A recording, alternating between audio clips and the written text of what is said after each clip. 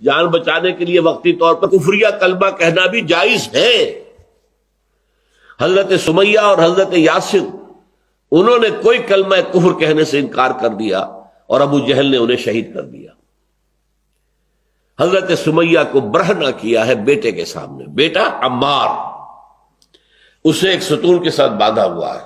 اس کے سامنے ماں کو برہنہ کیا، اس نے آنکھوں پہ ہاتھ رکھے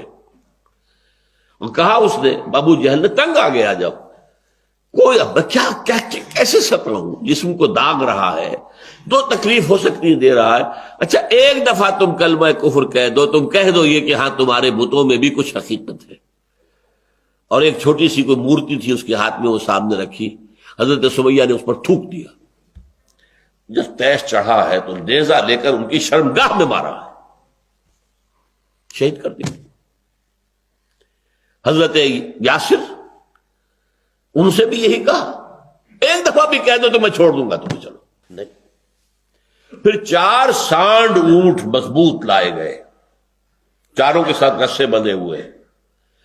ایک رسے سے ان کا ایک بازو باندھ دیا، دوسرے سے دوسرا بازو باندھ دیا، تیسرے سے ایک ٹانگ باندھ دی، چوتھے سے دوسری ٹانگ باندھ دی، اور اونٹوں کو دوڑایا تو ان کے جسم کے پرخچے اڑ گئے۔ لیکن بیٹا جو تھا، اب دیکھیے بوڑھوں نے برداشت کیا، جوان بیٹا عمار